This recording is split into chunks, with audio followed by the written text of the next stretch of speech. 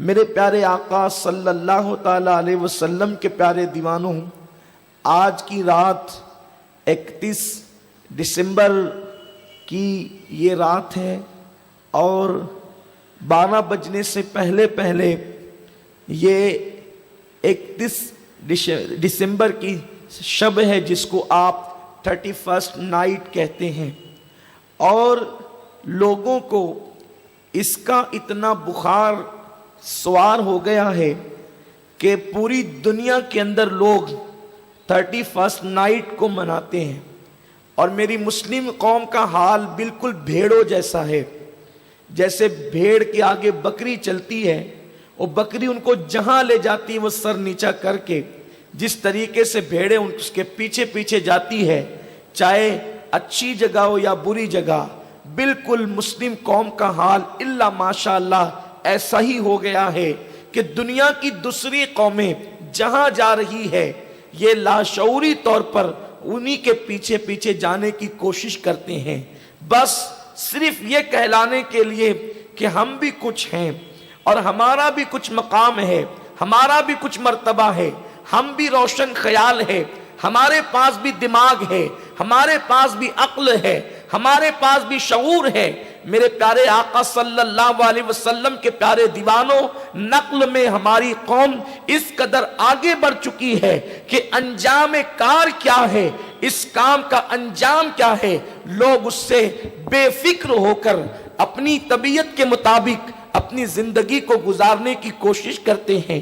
میرے پیارے آقا صلی اللہ علیہ وسلم کے پیارے دیوانوں، 31st نائٹ کی اسلام میں حیثیت کیا ہے؟ اللہ اکبر! یہ عیسائیوں کا ایک مذہبی تہوار ہے جو حضرت سیدنا عیسیٰ علیہ الصلوۃ والتسلیم کے دور نبوت و رسالت میں اس کا کوئی وجود نہ تھا۔ حضرت عیسیٰ علیہ السلام کے بعد تقریباً 550 صدیوں میں بھی اس کا کوئی وجود نہ تھا۔ اس کے بعد اسلام آیا تو اسلام کے وقت جو عیسائی موجود تھے اس وقت بھی اس کا کوئی وجود نہ تھا۔ یہ 31st نائٹ جو ہے عیسائیوں میں نہ دور عیسیٰ علیہ السلام سے ہے، نہ پھر 5.5 صدیوں میں ہے، اور نہ اس کے بعد 5 صدیوں میں ہے۔ میرے آقا صلی اللہ علیہ وسلم کے پیارے دیوانوں، عیسائی جس تہوار کو اپنا مذہبی تہوار سمجھ کر کے مناتے ہیں، اس تہوار کی حیثیت مذہب عیسائیت میں کوئی حیثیت ہی نہیں رکھتی، اور اس تہوار کی پوزیشن اور اس کی حیثیت اتنی ہے کہ یہ 3 شین سے مشتق ہے۔ اس تہوار کے اندر بس 3 شین ہوتی ہے اور چوتھی کوئی بات نہیں ہوتی۔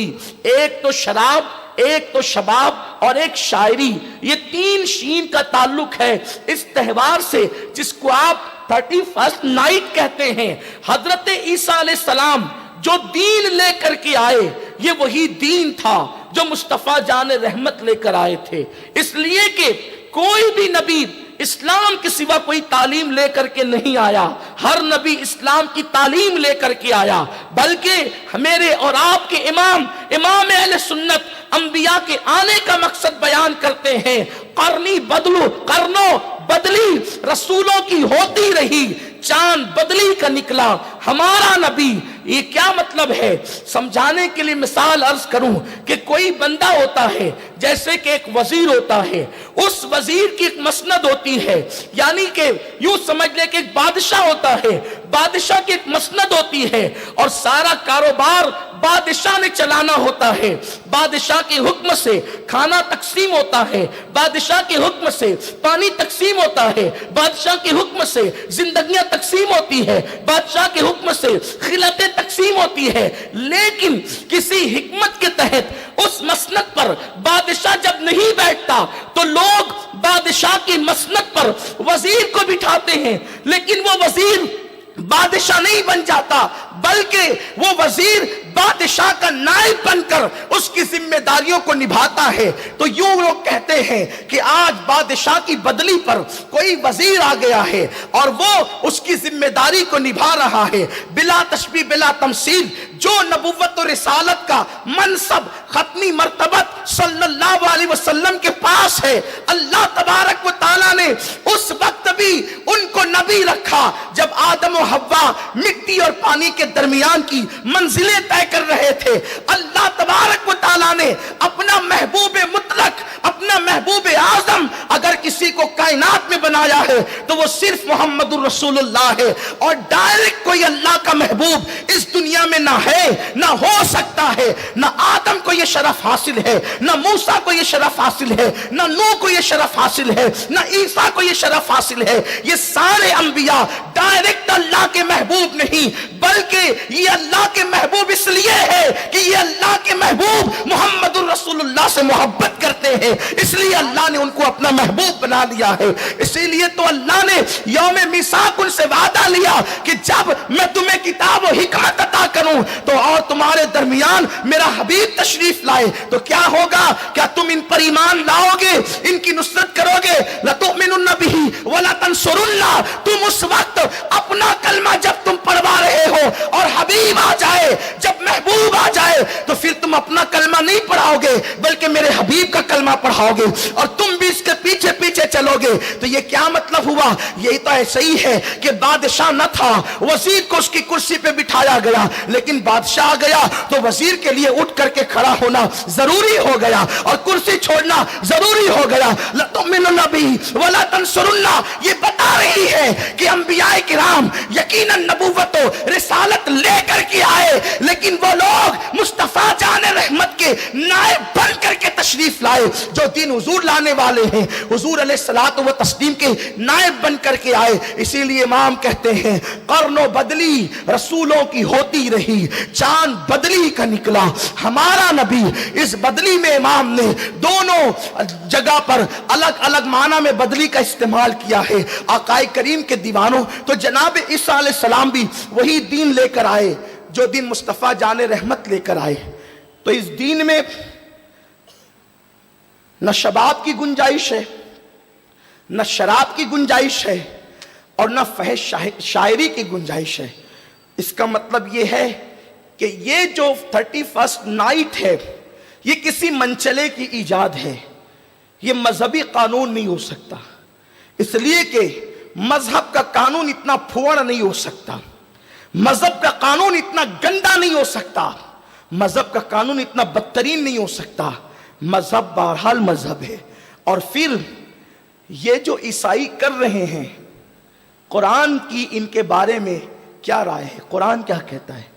ہم جس سورت مبارکہ کو زندگی بھر بڑی کثرت سے پڑھتے ہیں، جو سورت الفاتحہ ہے، جو ام الکتاب ہے، جو 7 مثانی ہے، جو سورت الشفا ہے، جو سورت الدعا ہے، جو کنز الکتاب ہے، جو کنز الحکمہ ہے، اللہ اکبر۔ آقا کریم صلی اللہ علیہ وسلم فرماتے ہیں ساری آسمانی کتابوں کے مضامین قرآن میں اور پورے قرآن کے مضامین سورت الفاتحہ میں۔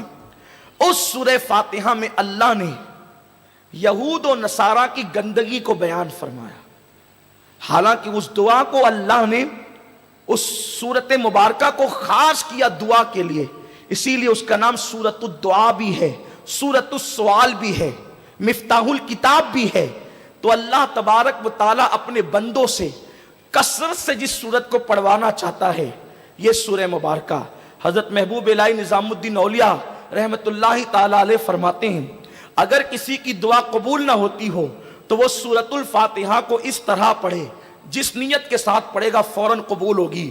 بسم اللہ الرحمن الرحیم الحمدللہ رب العالمین الرحمن الرحیم الرحمن الرحیم الرحمن الرحیم مالک یوم الدین ایاک نعبد و ایاک نستعین اہدنا الصراط المستقیم صراط الذین انعمت علیہم غیر المغضوب علیہم ولا الضالین آمین آمین آمین۔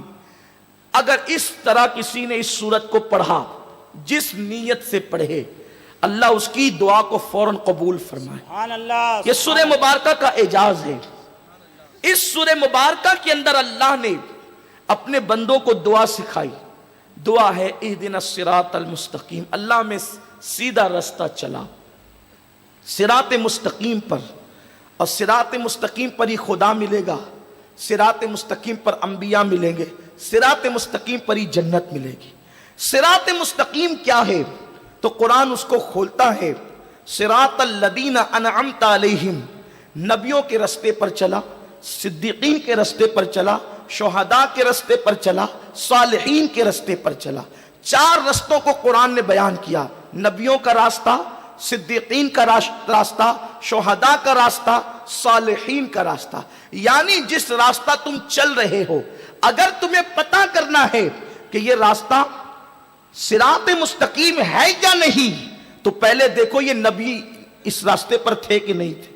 جس راستے پر تم چل رہے ہو، یہ راہ نبیوں کی ہے کہ نہیں ہے، صدیقین کی ہے کہ نہیں ہے، شہداء کی ہے کہ نہیں ہے، صالحین کی ہے کہ نہیں ہے۔ اگر یہ راستہ ان کا راستہ ہے تو تم صراط مستقیم پر ہو۔ اور پھر قرآن نے اگلی چیز بیان کی، غیر المغضوب علیہم ولا الضالین، اللہ ہمیں ان کا راستہ نہ چلا، ٹیڑھا راستہ جو بھٹکے ہوئوں کا ہے اور جن پر تو نے غضب کیا، جن پر غضب کیا اور جو گمراہ ہو گئے، ان کا راستہ نہ چلا۔ تو یہ مغضوب کون ہے؟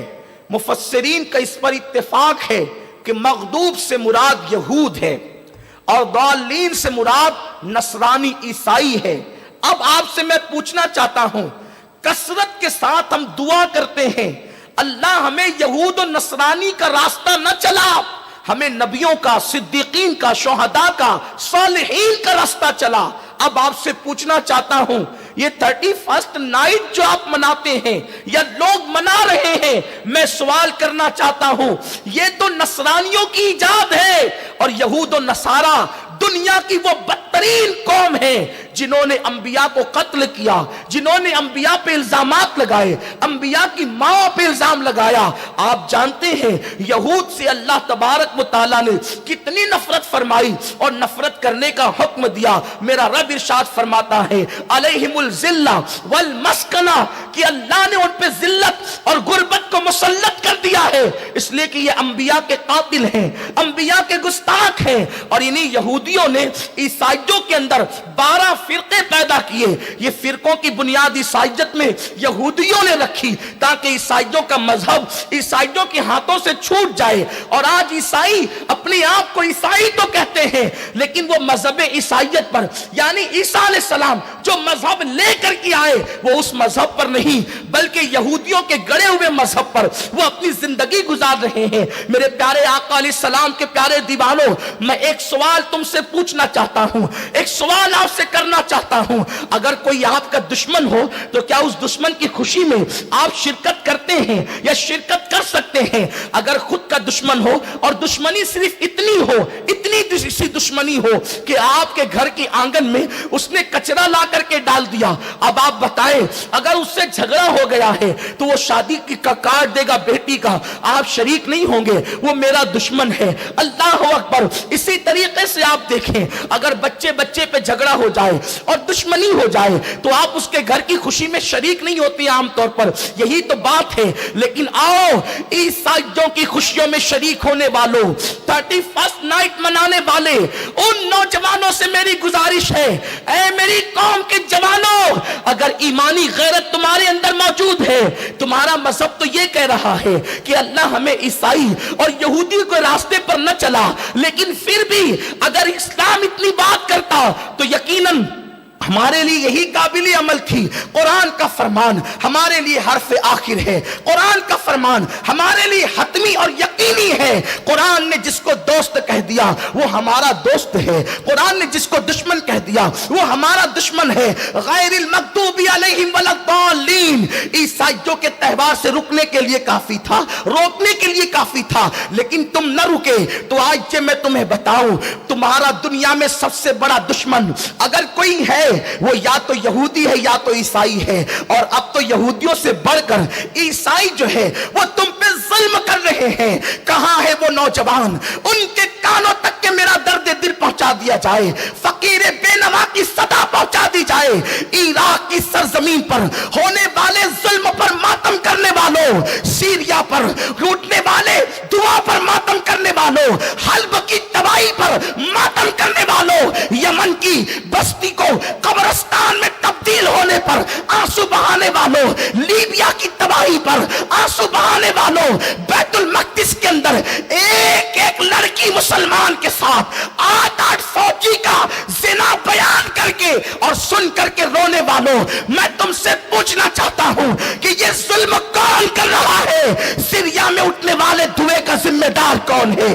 یمن پہ اٹھنے والے دھوئے کا ذمہ دار کون ہے؟ مسلم بستیوں کو قبرستان میں جو تبدیل کیا جا رہا ہے اس کا ذمہ دار کون ہے؟ یہ وہی نام نہاد عیسائی ہے جن کے ساتھ مل کر، جن کے طریقے پر تم 31 نائٹ منا رہے ہو۔ میرے آقا علیہ السلام کے پیارے دیوانوں، کیا اللہ کے حبیب نے یہ نہیں فرمایا تھا کہ مسلم ایک جان کی طرح ہے؟ مسلم ایک جان کی طرح ہے، تکلیف کسی کو بھی ہو، درد پورے جسم کو ہوتا ہے۔ مسلمان ایک جسم کی طرح ہے، اگر ایک جسم کے کسی بھی عضو کو تکلیف پہنچے گی تو پورا جسم بے قرار ہو جائے گا، پورا جسم بے چین ہو جائے گا۔ 3 مرتبہ ایک دن میں پیٹ بھر کر کے کھانے والوں، ذرا ان شام کے مسلمان معصوم بچوں کی بھوک کی تڑپ تو دیکھ لیتے جن کو کھانے کے لیے کچھ میسر نہیں۔ گویا کہ شاب ابی طالب کی یادیں اب بھی ملک شام میں زندہ ہو رہی ہے، کربلا کی یادیں اب بھی ملک شام اور یمن میں زندہ ہو رہی ہے۔ اس کے ذمہ دار عیسائی ہے، وہ نام نہاد عیسائی جنہوں نے یہ تہیہ کر لیا ہے روئے زمین سے مسلمانوں کو مٹا دیں گے، مسلمانوں کا خاتمہ کر دیں گے، اور وہ اپنے منصوبے پر مکمل طور پر لگے ہوئے ہیں۔ بے غیرت مسلم نوجوانوں کو بتا دو کہ عید میلاد النبی کوئی عیسائی مناتا ہوا نظر نہیں آتا، اور تم 31 نائٹ مناتے ہوئے نظر آتے ہو، اور وہ بھی کس طرح سے؟ شراب میں ڈوب کر، شباب میں ڈوب کر، شاعری میں ڈوب کر، گانے میوزک میں ڈوب کر بھول گئے قبر کی تاریک وادی۔ 31 دسمبر کی رات منانے والوں، قبر کی پہلی رات تو یاد کر لو، قبر کی پہلی تاریخ رات تو یاد کر لو۔ وہاں کا دن بھی رات سے بدتر ہے تو وہاں کی رات کا عالم کیا ہوگا؟ میرے امام کہتے ہیں اندھیرا گھر، اکیلی جان، دم گھٹتا دل اکتاتا، خدا کو یاد کر پیارے، وہ ساعت آنے والی ہے۔ ہمارے آقا نے یہودیوں سے، عیسائیوں سے کتنی نفرت کی ہے، اور آج ہم معاذ اللہ عیسائیوں کے نقش قدم پہ چل رہے ہیں، ان کے پیچھے پیچھے چل رہے ہیں۔ تمہیں پتا ہے اللہ کے حبیب مصطفیٰ جان رحمت صلی اللہ علیہ وسلم جب مدینہ منورہ پہنچے، ذرا دل کے کانوں سے سننا، آقا کریم مدینہ منورہ پہنچے تو سرکار نے پوچھا کہ یہ یہودی 10ویں محرم کو روزہ کیوں رکھتے ہیں؟ تو صحابہ نے عرض کیا، مدنی صحابہ نے، انصار نے بتایا، یا رسول اللہ یہ اس لیے روزہ رکھتے ہیں کہ اس دن جناب موسیٰ علیہ السلام کو فرعون اور فرعونیوں سے نجات ملی تھی۔ آقا کریم نے فرمایا موسیٰ ہمارے پیغمبر ہے، ان سے زیادہ ہم حقدار ہیں کہ موسیٰ کا دن منائیں، یوم موسیٰ ہم منائیں۔ اس سے پتا چلا نبیوں کا دن منانے کا حکم امام الانبیاء نے عطا کیا۔ سبحان اللہ۔ جب یوم موسیٰ منایا جا سکتا ہے تو یوم جان موسیٰ ختمی مرتبت کیوں نہیں منایا جا سکتا؟ حضور علیہ السلام کا دن کیوں نہیں منایا جا سکتا؟ آقا نے فرمایا موسیٰ علیہ السلام ہمارے پیغمبر ہے، یہودیوں سے زیادہ حقدار ہم ہیں کہ ہم ان کا دن منائیں، لیکن یہودی ایک روزہ رکھتے ہیں، ہم دن تو منائیں گے موسیٰ کا لیکن یہودیوں سے مشابہت کے ساتھ نہیں، دونوں کے اندر یکسانیت نہیں ہونی چاہیے، کفر اور ایمان کی پہچان الگ الگ ہے۔ اسلام آدھا تیتر آدھے بٹیر کا نام نہیں ہے، اسلام مکمل اسلام ہے۔ اسلام کے اندر یہ پالیسی قطعاً نہیں با مسلمہ اللہ اللہ با برہمن رام رام، یہ اسلام نہیں۔ اسلام صرف اسلام ہے، اسلام خالص اسلام ہے۔ آقا نے فرمایا وہ ایک روزہ رکھتے ہیں، ہم یوم موسیٰ تو منائیں گے لیکن ایک روزہ رکھ کر نہیں بلکہ 2 روزے رکھ کر۔ سبحان اللہ۔ یوم موسیٰ بھی منا دیا جائے اور یہودیوں کی مخالفت بھی ہو جائے۔ جس رسول نے عبادت میں یہود و نصارہ سے مشابہت کو قبول نہیں کیا، آج اس رسول کی ماننے والی قوم گناہوں میں یہود و نصارہ کی مشابہت کر رہی ہے۔ آقا کریم صلی اللہ علیہ وسلم جب تک مکہ المکرمہ میں رہے، سرکار ابد قرار کی زلفیں تھی۔ آقا کریم صلی اللہ علیہ وسلم جب زلف عنبری میں کنگھی کرتے تو مکے کی 53 سالہ عمر تک سرکار ابد قرار نے اپنے سر میں کبھی مانگ نہیں نکالی، بلکہ یوں ہی میرے سرکار زلفوں کو سنوارتے تھے۔ بلکہ یہ ایک حدیث پیش کروں کہ حضور علیہ السلام کا زلفوں کو سنوارنا، کنگھی کرنا یہ امت کی تعلیم کے لیے تھا، ورنہ سرکار علیہ السلام کی زلفیں 63 سالہ پوری زندگی میں کبھی بکھری ہی نہیں۔ نیند میں بھی میرے آقا کی زلفیں سوری رہتی تھی۔ کیوں سوری رہتی تھی؟ جب ہم تصور کرتے ہیں تو امام کا شعر رہنمائی کرتا ہے، جس کی زلفیں ماں سنوارتی ہے وہ نیند میں بکھر جاتی ہے، جس کی زلفیں بھائی بہن سنوارتے ہیں وہ جنگوں میں اور حادثات میں بکھر جاتی ہے، لیکن جس کی زلفوں کو قدرت سنوارتی ہے، شان پنجہ قدرت تیرے بالوں کے لیے کیسے ہاتھوں نے سنوارے ہیں تمہارے گیسو، جس کی زلفوں کو قدرت کے ہاتھ سنوارے وہ زلفیں کیسے بکھر سکتی ہے؟ سبحان اللہ، سبحان اللہ۔ حضور کی زلفیں امت کی تقدیر تھی، اگر حضور کی زلفیں بکھر جاتی تو امت کی تقدیر بکھر جاتی، اور جس امت کی تقدیر بکھر جاتی ہے وہ امت مٹا دی جاتی ہے۔ اللہ نے زلف مصطفیٰ کو تقدیر امت قرار دیا، اس لیے بتا دیا محبوب تیری زلفیں تیری امت کی تقدیر ہے، اسے کبھی بکھرنے نہیں دوں گا، اس کو میں سنوارنے کا انتظام کروں۔ نعرہ تکبیر، نعرہ رسالت، شان علماء اہل سنت، شان پنجہ قدرت تیرے بالوں کے لیے کیسے ہاتھوں نے سنوارے ہیں تمہارے گیسو، اور اللہ اکبر نیند میں قدرت سنوارتی ہے مصطفیٰ کریم کے گیسو، اور تعلیم امت کے لیے وہ اپنے نازک ہاتھوں سے سنوارتے ہیں۔ پتا چلا کہ حقیقت میں قدرت سنوار رہی ہے، اور اس کی تجدید دست مصطفیٰ ید اللہ کی شکل میں کرتے ہوئے نظر آ رہے ہیں۔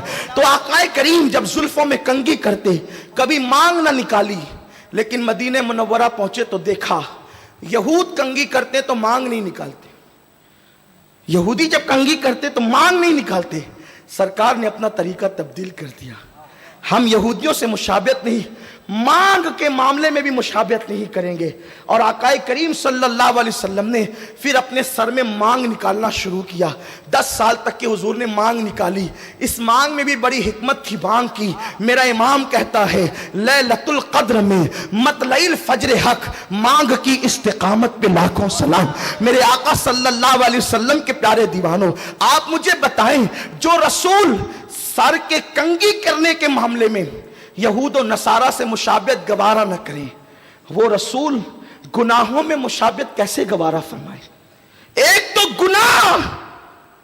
گناہ اور وہ بھی یہودیوں سے نصرانیوں سے مشابہت۔ آقا فرماتے ہیں من تشبہ بقوم فہو منہم، جو جس قوم سے مشابہت کرے گا وہ انہی میں سے۔ یہ فتویٰ کسی مولوی کا نہیں ہے، امام الانبیاء کا فتویٰ، انہی میں سے ہے جو ان سے مشابہت کرے، انہی میں سے۔ بلکہ مشابہت تو اپنی جگہ ہے۔ امام غزالی رحمت اللہ علیہ ایک واقعہ لکھتے ہیں، بڑا دردناک واقعہ ہے کہ ایک بہت بڑا محدث عالم اور فقیہ جب مرا تو کفر پر مرا، کفر پر اس کا انتقال ہوا۔ لوگوں نے اس کی بیوی سے پوچھا کہ آخر کیا اس کا گناہ تھا کہ اتنا بڑا عالم اور فقیہ کفر پر مرا؟ تو اس کی بیوی نے کہا نیک تو بڑا تھا، پارسا تو بڑا تھا، لیکن جب وہ غسل جنابت کرنے جاتا سردیوں میں تو ٹھنڈے پانی کو دیکھ کر کہتا یار عیسائیوں کے یہاں یہ بہت اچھی بات ہے کہ ان کے یہاں غسل جنابت نہیں ہے اور ہمارے یہاں غسل جنابت ہے۔ حالانکہ وہ غسل جنابت کرتا، اس سے رکتا نہیں، لیکن عیسائیوں کی ایک مذہبی چیز کی وہ تعریف کرتا جو ان کے مذہب کی طرف منسوب ہے۔ امام غزالی فرماتے ہیں اس کی بیوی نے کہا مجھے ڈر ہے کہ بس اس میں یہی ایک عیب تھا کہ عیسائیوں کی ایک مذہبی بات کی وہ تائید کرتا تھا اور تعریف کرتا تھا جو انہوں نے خود گڑھ رکھی ہے کہ ان کے مذہب میں غسل جنابت نہیں، تو کہتا تھا بہت اچھا ہے ان کے مذہب میں معاذ اللہ غسل جنابت نہیں ہے۔ تو اسی برے فعل کی وجہ سے جب وہ مرا تو کافر ہو کر کے مرا۔ میں آپ سے پوچھنا چاہتا ہوں اس نے عمل نہیں کیا عیسائیوں کے اس فعل پر، بلکہ اس کی تعریف کی اور اسلام کے مقابلے میں تعریف کی، اور اسلام کی ایک حسین چیز کو اس نے معاذ اللہ کبھی بتا کر یا بوجھ بتا کر یا اپنے اوپر معاذ اللہ زبردستی بتا کر اس نے عیسائیوں کی ایک چیز کی بار بار تعریف کی، تو اللہ نے اللہ اکبر اس کے اس منحوس قول کی وجہ سے اس کو جو ہے وہ کفر پر موت عطا فرمائی، اس کے ساتھ اللہ نے خفیہ تدبیر فرمائی۔ مجھے بتاؤ مذہب اسلام کے مقابلے میں جو مذہب بہترین مذہب ہے، ابھی آپ علامہ طاہر صاحب سے قرآن اور حدیث کی روشنی میں مدلل اسلام کے حوالے سے سماعت کر رہے تھے، اسلام سے بہترین کسی مذہب کا نظام ہو ہی نہیں سکتا، اس لیے کہ نظام اسلام اللہ نے بہترین مذہب کا بہترین نظام کائنات کی بہترین شخصیت کے ہاتھوں سے ہمیں عطا فرمایا، اس نبی کے ہاتھوں سے عطا فرمایا جس کے امتی ہونے کے لیے کم و بیش 12 انبیاء کرام نے دعا کی، اللہ ہمیں محمد عربی کا امتی بنا دے۔ آپ سے میں پوچھنا چاہتا ہوں میرے پیارے آقا صلی اللہ علیہ وسلم کے پیارے دیوانوں، کوئی عیسائیوں کی ایک چیز کی مذہب اسلام کے مقابلے میں تعریف کر دے تو مرتے مرتے وہ دنیا سے کفر پر جاتا ہے۔ اللہ اکبر، میری قوم کے جوانوں کو کیا ہو گیا ہے، ان کی فکر کہاں چلی گئی ہے؟ اللہ اللہ، گناہوں میں عیسائیوں سے مشابہت، وہ بھی بدترین دشمن جنہوں نے تمہیں دنیا سے مٹانے کا منصوبہ بنایا، اور وہ بھی کتنے بدترین گناہ۔ کسی مغربی مفکر نے، عیسائی نے صلیبی جنگ کے بعد کہا تھا کہ مسلمانوں سے میدان میں جنگ نہیں کرنا، تم ان سے جیت نہیں سکتے، ہزاروں تلواریں اور اوزار ان کو جتنا نقصان نہیں پہنچا سکتے، اس سے زیادہ نقصان ان کو شراب اور شباب پہنچا سکتی ہے۔ اور اب 31 نائٹ کے بہانے ہمارے جوانوں کو شراب کی طرف لے جایا جا رہا ہے۔ شراب کون سی شراب؟ جس کو ام الخبائث کہا گیا۔ ام الخبائث یہ وہ گناہ ہے کہ جب بندہ شراب میں ڈوب جاتا ہے تو اس سے ہر گناہ کروایا جا سکتا ہے، اس لیے کہ شراب پینے کے بعد انسان کی عقل سلامت نہیں رہتی، اور جب جب اس امت کے ہاتھ میں شراب کا پیالہ آیا، شراب کا پیالہ اور تلوار گردن پر، یہ دونوں لازمی ہے۔ جب ہاتھ میں شراب کا پیالہ آئے گا تو اس وقت پھر گردن پہ تلوار ضرور آئے گی۔ دنیا تیسری عالمی جنگ کی طرف بڑھ رہی ہے، اور نوجوان امت مسلمہ کا سرمایہ ہے۔ سب سے پہلے مسلم نوجوانوں کو امت کی فکر سے بے دخل کرنا چاہتے ہیں، امت کے درد سے بے دخل کرنا چاہتے ہیں۔ جب کوئی شراب پیتا ہے تو وہ اپنی اولاد کے حوالے سے بے مروت ہو جاتا ہے، جب کوئی شراب پیتا ہے اپنی بیوی اور اپنی ماں کے حوالے سے بے مروت ہو جاتا ہے، تو شراب پینے والے جب اپنی اولاد، اپنے ماں باپ اور اپنی بیوی سے مروت نہیں کرتے تو وہ قوم سے کیا مروت کریں گے؟ جس قوم کے جوان ہاتھوں میں شراب کے پیالے لیتے ہیں، پھر اس قوم کی گردن پہ تلوار آتی ہے، اس قوم کو صفحہ ہستی سے مٹا دیا جاتا ہے۔ کیا تم کو نہیں پتا میرے پیارے آقا صلی اللہ علیہ وسلم کے پیارے دیوانوں، بغداد عروس البلاد کہلاتا تھا۔ اللہ اکبر، ملک شام، ملک یمن، بیت المقدس، اس ساری سرزمینوں پر اسلام کا پرچم لہرا رہا تھا، اور وہ دور کون سا تھا؟ 6 صدی ہجری کے بعد کا دور تھا۔ آپ جانتے ہیں وہ دور حضور غوث العظم دستگیر کے پردہ فرمانے کے بعد گویا کے غریب نواز سرکار کا دور، شیخ شہاب الدین عمر سہروردی کا دور، اس طرح بڑے بڑے بزرگوں کا دور تھا، آپ جانتے ہیں۔ لیکن جب یہ اسلاف پردہ فرما گئے تو پھر قوم کے اندر شراب اور شباب، شراب اور حسن، یہ دونوں چیزیں آ گئی۔ ایک ایک مسلم بادشاہ کے حرم میں 300 عیسائی لڑکیاں رہتی تھی۔ اور آپ کو یہ بھی بتا دوں، عیسائی اور یہود کا یہ مشن ہے کہ اپنے مذہبی برتری کے لیے، بلکہ مذہب کا تو وہ نام استعمال کرتے ہیں، ان کا مذہب رہ ہی نہیں گیا۔ جو مذہب جناب موسیٰ لے کر آئے تھے، اب وہ مذہب یہودیوں کے پاس نہیں۔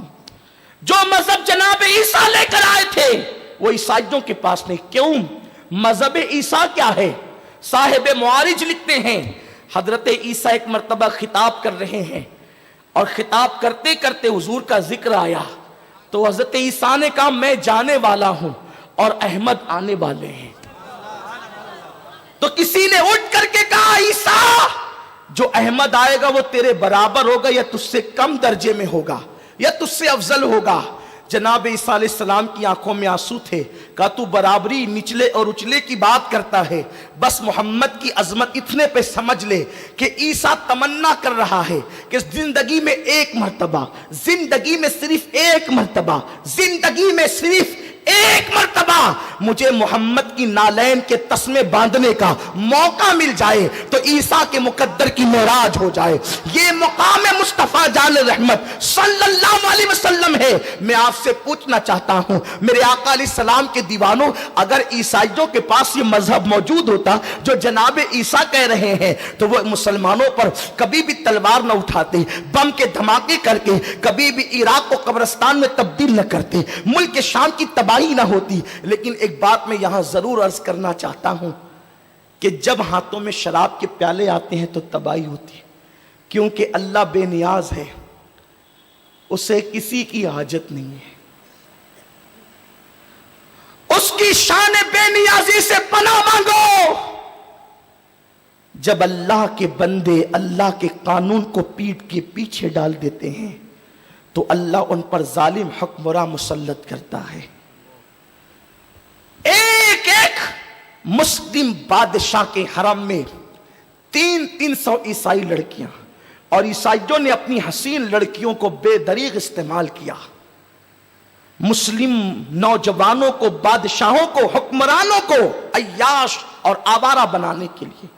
اور آج بھی امت مسلمہ کے جوانوں کو عیاشی کی طرف لے جانے کے لیے، فحاشی اور بدکاری کی طرف لے جانے کے لیے اس طرح کے گندے اور غلیظ تہواروں کے نام پر یہ عیاشی کے موقع فراہم کیے جاتے ہیں. اس لیے کہ جو گناہ کی لذت ایک مرتبہ چکھے گا تو شیطان گناہ کو اتنا لذیذ بنا کر پیش کرتا ہے کہ پھر وہ اس دلدل میں ڈوب جائے گا. گناہ اس دلدل کا نام ہے. ایک قدم تم بڑھاؤ گے، دوسرا قدم خود بڑھے گا. تو لوگ اچھی طرح جانتے ہیں کہ ایک مرتبہ شراب پلائیں گے، سال کی پہلی شب میں پھر زندگی بھر پلانے کی ضرورت نہیں پڑے گی. ایک مرتبہ زنا کی طرف لے جائیں گے، دوسری طرف زنا کی طرف لے جانے کی دوسری بار ضرورت نہیں پڑے گی. تو کیا ہوا؟ جب ایک ایک مسلم حکمرانوں کے حرم میں، حکمراں کے حرم میں 300 عیسائی لڑکیاں بسنے لگی تو پھر اللہ تبارک و تعالیٰ نے اس قوم پر ہلاکو خان کو مسلط کیا. جب ہلاکو خان چلا، حضرت سیدنا مخدوم اشرف جہانگیر سمنانی رحمت اللہ علیہ فرماتے ہیں اس کی فوج کا حال ایسا تھا جیسے پہاڑ چلے آ رہے ہیں، اور انہوں نے چوٹیوں کی طرح مسلم حکمرانوں کو کچل دیا. اس لیے کہ جو قوم عیاش ہو جاتی وہ قوم بزدل ہو جاتی. جن کو بال سنوارنے سے فرصت نہیں ہو، جن کو میک اپ کرنے سے فرصت نہیں ہو، وہ امت کی بکھری ہوئی زلفوں کو ناخن تدبیر سے کیسے سنواریں گے؟ جن کو خود اپنی فکر اور کسی کی فکر نہ ہو. اور آج مسلم نوجوانوں کو اس منزل پر پہنچا دیا گیا. جو بہت نیک نوجوان ہے وہ نکڑ پر بیٹھ کر گیم کھیلتے ہیں، حالانکہ گیم کھیلنا بھی ناجائز، وہ گناہ ہے. گیم میں تو کوئی تصویر نہیں ہوتی، گیم میں تو کوئی فحاشی اور بدکاری نہیں ہوتی، لیکن گیم کھیلنے سے وقت ضائع ہوتا ہے. اور جو قوم وقت ضائع کرتی ہے وہ قوم کبھی ترقی نہیں کر سکتی. میرے پیارے آقا صلی اللہ علیہ وسلم کے پیارے دیوانوں، انٹرنیٹ پر رات کے 2-2 3-3 بجے تک، بلکہ پوری رات چہرے پہ چادر ڈال کر جو لوگ زنا کے مناظر دیکھتے ہیں وہ کون ہے؟ مسلم نوجوان ہے. 4-6 لڑکے مل کر ایک جگہ پر وائی فائی لگا لیتے ہیں اور رات بھر بیٹھ کر یا نصف شب تک کے گناہوں کے اندر ڈوبے رہتے ہیں. مسلم جوان وہ نہیں جو گناہوں کے اندر راتوں کو گزار دے. آؤ مسلم جوانوں کی جوانی کیا تھی، اللہ اکبر. خالد ابن ولید کی جوانی دیکھو، طارق بن زیاد کی جوانی دیکھو، محمد بن قاسم کی جوانی دیکھو. آپ کو پتا ہے کیسے وہ جوان تھے جن کی راتیں مسلح پر گزرتی آنسو بہاتے ہوئے اور دن امت کی رہنمائی میں گزرتا. لیکن یہاں تو شراب و شباب کے سوا کوئی بات ہی نہیں، لطیفے کے سوا کوئی بات ہی نہیں، شاعری کے سوا، غزل کے سوا کوئی بات ہی نہیں. یہ بھیونڈی ہے. مالیگاؤں کی تہذیب یہاں سے ملتی جلتی ہے. یہاں کے لوگ مشاعرے کرتے ہیں. مالیگاؤں میں بھی کچھ سرفرے لوگ ہیں جو مشاعرے کرتے ہیں. اگر ادبی مشاعرہ ہو تو مجھے کوئی اعتراض نہیں کہ ٹھیک ہے، ادب اور ادیبوں سے اپنا بھی لگاؤ ہے، لیکن اب تو باضابطہ طور پر شاعرات کو بلایا جاتا ہے اور وہ میک اپ کر کے آتی ہے اور ایسی ایسی غزلیں پڑھتی ہے جس سے نوجوانوں کی شہوات اور نفسانی خواہشات بھڑکتی ہے۔ آقا کریم صلی اللہ علیہ وسلم کے غلاموں، میں تم سے پوچھنا چاہتا ہوں، جو قوم تباہی کے دہانے پر پہنچ گئی ہو، کہ وہ قوم اب بھی شاعری میں، شباب میں اور شراب میں ڈوب جائے گی؟ ذرا احساس تو کرو۔ اور یہ مت سمجھنا ہندوستان میں رہ کر جو تم کو 3 مرتبہ پیٹ بھر کے کھانا مل رہا ہے اور نرم نرم گدے پر تم راتیں گزار رہے ہو، یہ دن ہمیشہ رہیں گے۔ یاد رکھنا، گناہ کرنے والوں کو بہت دن تک آرام کی زندگی نہیں ملتی۔ اللہ تبارک و تعالی مجرموں کو بہت دن تک کے مہلت نہیں دیتا، پھر میرا اللہ خفیہ تدبیر کرتا ہے۔ تمہیں پتا ہے گناہ کرنے والوں کو صرف ہلاک نہیں کیا جاتا، بلکہ جو گنہگاروں کی صحبت میں رہتے ہیں اللہ ان کو بھی ہلاک کر دیتا ہے۔ میرے آقا مصطفیٰ کریم رؤوف الرحیم صلی اللہ علیہ وسلم نے فرمایا، اگر طوفان نوح سے کوئی بچ سکتا تھا، نوح کے طوفان سے، وہ اللہ نے جو عذاب بھیجا تھا قوم نوح پر طوفان، اگر اس سے کوئی بچ سکتا تھا تو وہ ایک 6 مہینے کا بچہ بچ سکتا تھا۔ 6 مہینے کا ایک بچہ تھا اور وہ اپنی پاپی مشرکہ اور نوح علیہ السلام کا مذاق اڑانے والی ماں کی گود میں تھا۔ جب طوفان آیا، زمین سے پانی نکلا، آسمانوں سے پانی برسا، حتیٰ کہ روایتوں میں یہاں تک آیا ہے کہ جو جلتے ہوئے تندور تھے اس سے بھی پانی نکلنے لگا، اور اس عذاب کے اندر حضرت نوح کی بیوی بھی ڈوب گئی، نوح کی بیوی بھی ڈوب گئی، نوح علیہ السلام کا بیٹا بھی ڈوب گیا۔ غور تو کریں، کس بلا کی میں سے ہے سرشار ہم، دن ڈھلا ہوتے نہیں ہوشیار ہم۔ اگر جناب نوح کی بیوی اللہ کے پیغمبر کی مخالفت کرے تو اللہ اس کو بھی عذاب میں غرق کر دے۔ ہم آخر کون سے سرخاب کے پر لے کر کے آئے ہیں کہ ہم جو کریں ہمیں کچھ نہیں ہوگا، ہمیں کچھ نہیں ہوگا؟ ہم نے غوث و خواجہ کا دامن پکڑا، ہمیں کچھ نہیں ہوگا؟ ہم رسول اللہ کی امتی، ہمیں کچھ نہیں ہوگا؟ سنو، امت محمدیہ پر اجتماعی عذاب نہیں آئے گا، یعنی جیسے اور قوموں کو مکمل طور پہ تباہ کر دیا گیا ویسے امت محمدیہ تباہ نہیں ہوگی، کیونکہ میرے آقا نے فرمایا میری امت کبھی گمراہی پر جمع نہیں ہو سکتی۔ جب امتی گمراہی پر ساری امت جمع نہیں ہوگی تو یہ ہلاک بھی نہیں ہوں گے، یہ مخالفت کریں گے گمراہوں کی تو ہلاک نہیں ہوں گے، لیکن اجتماعی عذاب نہیں آ سکتا، انفرادی عذاب آ سکتا ہے۔ تم خود گناہ کرو گے تو ہلاک کر دیے جاؤ گے، تباہ اور برباد کر دیے جاؤ گے۔ میرے آقا فرماتے ہیں طوفان نوح سے اگر کوئی بچ سکتا تھا تو ایک 6 مہینے کا بچہ، لیکن وہ بھی نہیں بچا۔ ایک ماں جو جناب نوح کی نافرمان تھی، ان کا مذاق اڑانے والی اور قوم نوح کا ساتھ دینے والی تھی، وہ اپنے بچے کو گود میں لے کر کے بھاگی اور ایک ٹیلے پر چڑھ گئی، پانی وہاں تک پہنچا، اس کے گود میں بچہ تھا۔ آقا فرماتے ہیں کمر تک پانی ہوا تو اس نے بچے کو اٹھایا، پھر اور اوپر پانی ہوا تو اس نے کندھے پہ بٹھایا، کندھوں تک پانی گیا تو اس نے سر پہ بٹھایا، لیکن جب سر تک پانی گیا تو بچہ بھی ڈوب گیا، اس کی ماں بھی ڈوب گئی۔ شارحین کہتے ہیں بچے کا قصور کیا تھا؟ وہ تو 6 مہینے کا بچہ تھا۔ امام ابن جریر طبری فرماتے ہیں وہ 6 مہینے کا بچہ تھا، اس کا قصور کیا تھا؟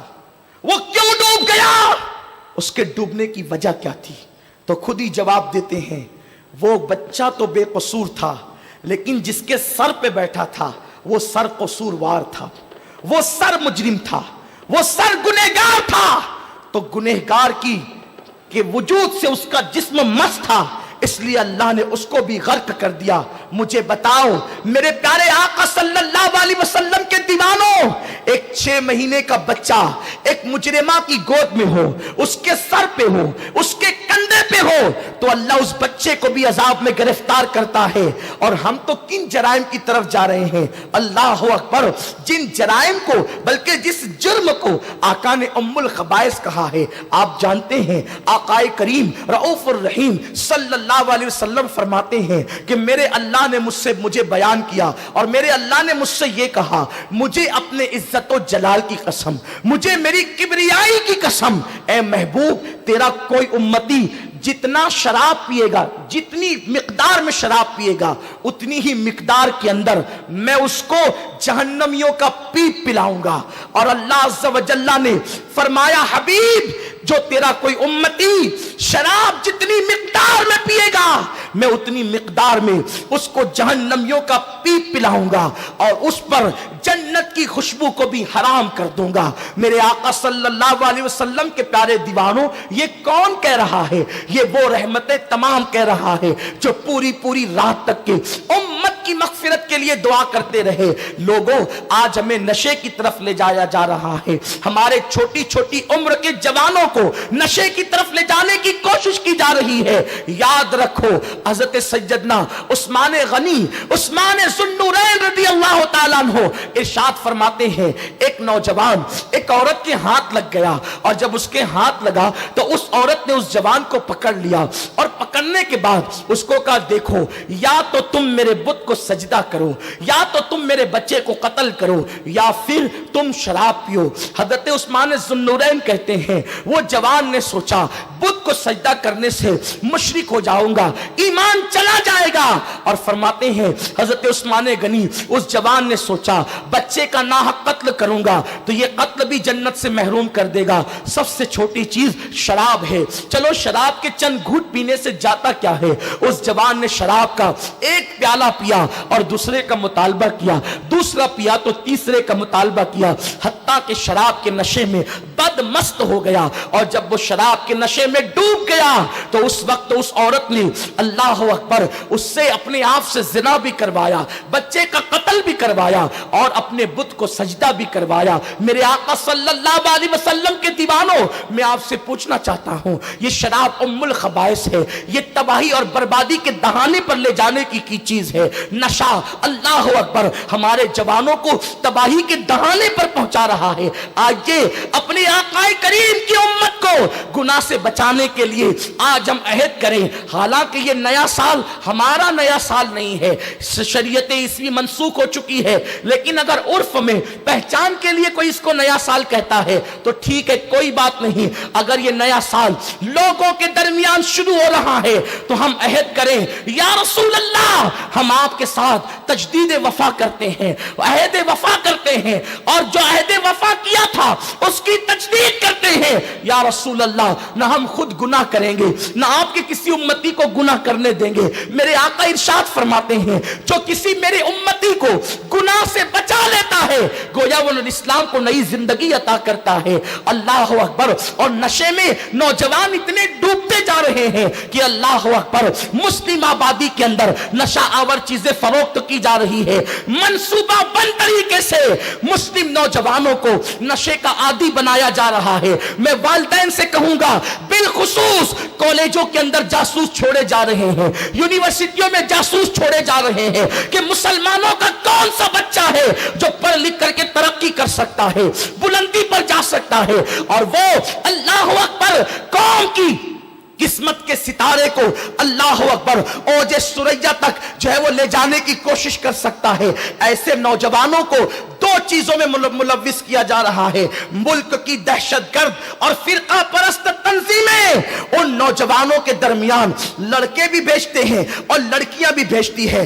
خاص طور پر میرے جو نوجوان یونیورسٹی اور کالج میں پہنچ کر سوچتے ہیں کہ ہم نے کالج اور یونیورسٹی میں پہنچ گئے تو اب ہم گویا کہ کوئی تیسری مخلوق ہو گئے ہیں، ہمیں ان لوگوں سے کیا لینا، یہ لوم چلانے والے بیکورڈ ہیں، یہ اللہ اکبر گھریلو کام کاج کرنے والے معاذ اللہ ذلیل اور رسوا لوگ ہیں، اور وہ اپنی آپ کو بہت ہائی کوالٹی کے لوگ سمجھتے ہیں. یاد رکھنا کسی مسلمان کو حقیر نہ سمجھنا جس کو اللہ نے امت محمد دنیا میں پیدا کیا، یہ اس کی سب سے بڑی فضیلت ہے، جس کو قرآن میں اللہ نے یا ایھا الذین آمنوا کا خطاب عطا فرمایا۔ ان سے بڑھ کر کے وی آئی پی کون ہوگا؟ ان سے بڑھ کر عظمت والا کون ہوگا؟ ان سے بڑھ کر بزرگی والا کون ہوگا؟ میرے آقا صلی اللہ علیہ وسلم کے دیوانوں، تو میری قوم کے کچھ نوجوان اپنے آپ کو روشن خیال تصور کرتے ہیں۔ یہ روشن خیالی نہیں، یہ فکر کی تاریکی ہے، یہ فکر کا بودا پن ہے۔ مسلم مذہبی جوانوں سے دوستیاں توڑ کر مشرک جوانوں سے دوستیاں جوڑتے ہیں، ان کی طرح کھائیں گے، ان کی طرح رہیں گے، محلے میں آدھی آدھی چڈی پہن کر گھومنے میں فخر محسوس کرتے۔